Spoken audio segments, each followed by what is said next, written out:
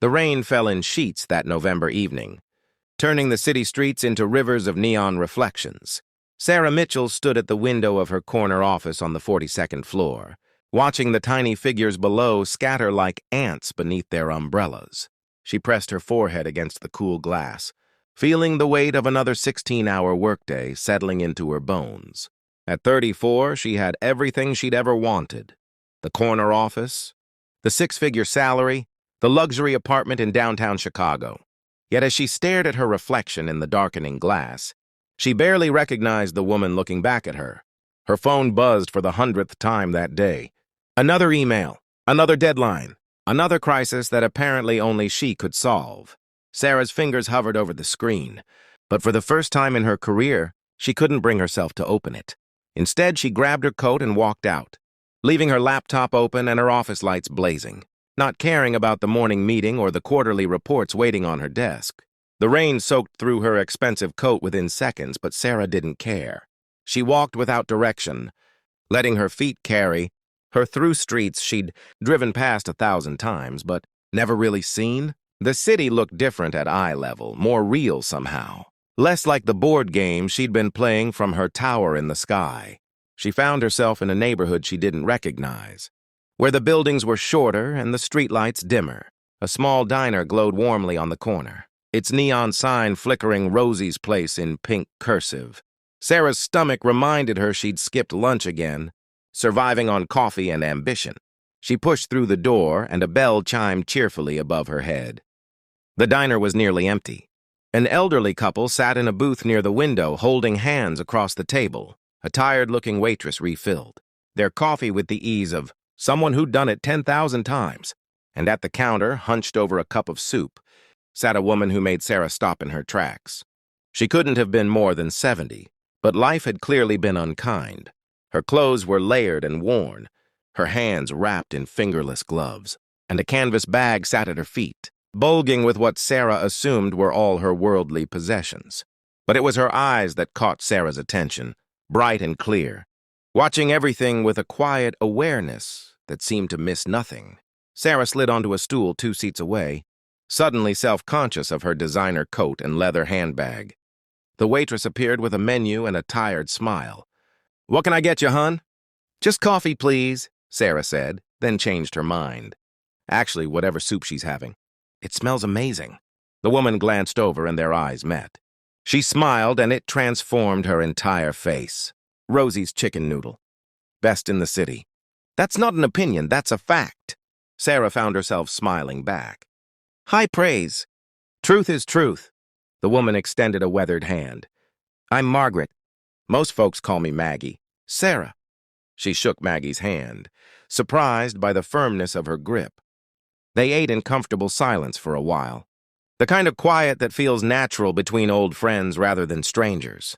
Sarah found herself relaxing in a way she hadn't in years, her shoulders dropping from where they'd been permanently tensed around her ears. "Rough day?" Maggie asked, not looking at her. Sarah laughed, a sound that came out more bitter than she intended. "Rough year. Rough decade, maybe. You look like someone who's been running a long time." The observation hit Sarah like a physical blow. She set down her spoon, suddenly unable to swallow. "Is it that obvious?" "Only to someone who's been there." Maggie turned to face her fully. "You want to know something funny? I used to be like you. Different city, different life, but same story. Worked myself to the bone, climbing and climbing, convinced that if I just reached the top, I'd finally be happy. Know what I found when I got there?"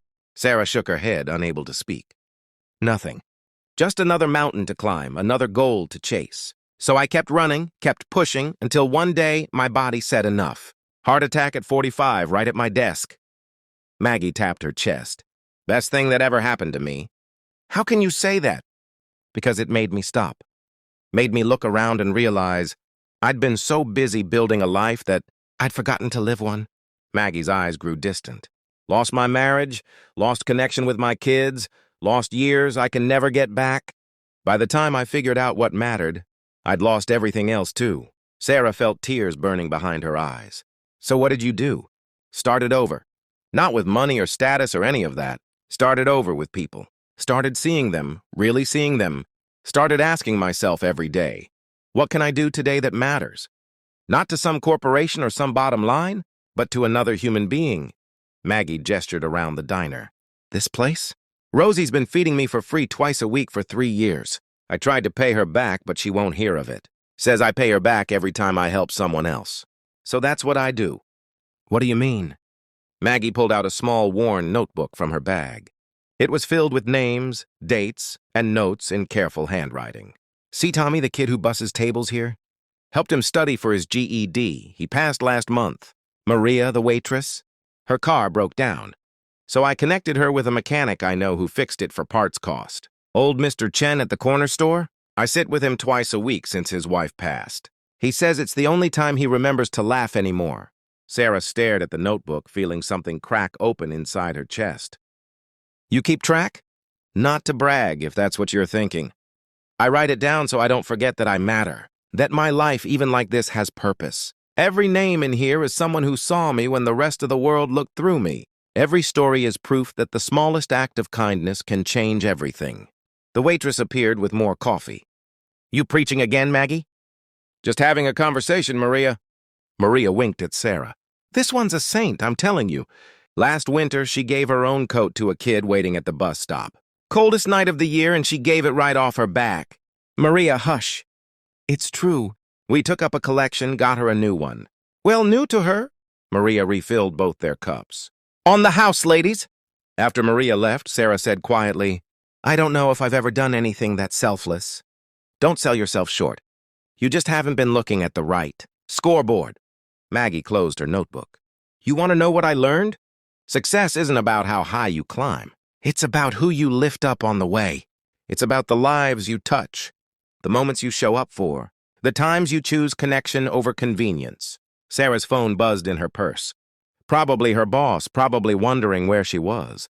For the first time, she didn't feel the urgent panic to check it. I don't know how to do that. Sure you do. You're doing it right now. You could have sat anywhere in this diner, but you sat next to me. You could have ignored me, but you listened. Sometimes being human is as simple as that, just showing up and seeing people. They talked for another hour, Maggie sharing stories of the invisible, community she'd built on the streets of Chicago, the network of people who looked out for each other, who shared what little they had, who proved every day that humanity thrives not in boardrooms and corner offices, but in the simple act of recognizing the worth in every person you meet. When Sarah finally stood to leave, she did something that surprised herself. She asked for Maggie's phone number, then realized Maggie didn't have a phone. So she gave Maggie hers instead, written on a napkin. If you ever need anything, I mean it. Maggie tucked the napkin carefully into her notebook. I'll take you up on that, but not for me. For someone else who might need help someday. Sarah nodded, understanding. At the register, she paid for both their meals and left a $100 tip for Maria. It wouldn't change the world, but it was a start. That night, Sarah didn't go back to her apartment. She went to her parents' house in the suburbs, a place she'd been too busy to visit in 6 months. Her mother opened the door in her bathrobe, shock and joy warring on her face. Sarah, honey, what's wrong? Sarah hugged her mother tightly, breathing in the familiar scent of her perfume. Nothing's wrong. Mom, I just realized I've been missing everything that matters. The next morning, Sarah walked into her office at 9 a.m. instead of 6. She asked her assistant about her weekend, really listening to the answer. She took a junior colleague to lunch and asked about her career goals. She left at 5:30 and stopped by a homeless shelter, signing up to volunteer every Wednesday evening. She started carrying Maggie's philosophy with her like a compass. In every interaction, every decision, she asked herself, does this make someone's day better? Does this remind someone they matter? Does this help someone climb their own mountain? 3 months later, Sarah was sitting in Rosie's diner, it had become her weekly ritual, when Maggie walked in with a young woman Sarah had never seen before. The girl looked scared and lost, wearing a coat too thin for the February cold. Sarah, this is Jessica. She's new in town, just got out of a bad situation. I thought maybe you could help her find a job. Didn't you mention your company was hiring? Sarah looked at Jessica's frightened eyes and saw herself from 3 months. Ego, lost, running, searching for something she couldn't name. She pulled out her phone and made a call right there. By the end of the week, Jessica had an entry-level position in Sarah's company and a warm coat donated by Sarah's department. By the end of the month, she had found an apartment with 2 other girls, had reconnected with her sister, and had started smiling again. Sarah added Jessica's name to her own notebook, started after that first night with Maggie. She'd titled it People Who Matter, but really, every name was a reminder that everyone mattered. She'd just forgotten to look. That spring, Sarah took a different position at her company, one with better hours and less pay, but more meaning. She created a mentorship program, pairing senior employees with local kids aging out of foster care. She started a company-wide volunteer initiative. She showed up. One evening, she returned to Rosie's to find Maggie surrounded by a small crowd. Tommy had brought his GED certificate framed. Maria had made a cake. Mr. Chen had closed his store early to come. They were celebrating Maggie's birthday, and Sarah felt honored to be included. As she watched Maggie blow out candles on a slightly lopsided cake, Sarah realized this was wealth. Not the money in her bank account or the view from her former office. This collection of people who chose to show up for each other, who proved every day that humanity wins when we choose connection. This was the real treasure. Later, as they cleaned up, Maggie pulled Sarah aside. "You did it, you know." "Did what?" "Found your way." "You're not running anymore." Sarah smiled, feeling the truth of it settle into her bones. "I had a good teacher. Nah, you just needed someone to remind you of what you already knew. We all get lost sometimes. The trick is letting someone help you find your way home." Sarah hugged Maggie tightly, this woman who'd saved her life without even trying, just by being authentically, beautifully human. "Thank you." "Thank you," Maggie whispered back, "for seeing me, for reminding me that I still have something to give." They stood there in Rosie's diner, 2 women from completely different worlds who'd found common ground in the simplest truth of all. We're all just walking each other home, and sometimes the greatest gift we can give someone is to let them know they're not walking alone. Sarah left that night with a full heart and a new mission. She would keep showing up, keep seeing people, keep choosing humanity over success, connection over climbing, purpose over prestige. Because Maggie had taught her the most important lesson of all. The meaning of life isn't found in what we achieve, but in who we become in service of others. And every day forward, Sarah woke up asking herself the question that changed everything. What can I do today that matters? Not to the world, but to one person. Just one. Because that's how you change the world. One human heart at a time.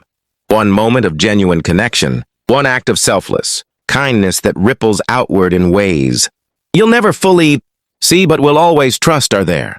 She carried Maggie's notebook philosophy forward, filling pages with names and stories, building her own invisible network of humanity. And she never forgot that rainy November night when a homeless woman in a diner saved a lost executive. By simply being present, being real, and being proof that the most powerful thing any of us can do is see each other, really. See each other and choose to care.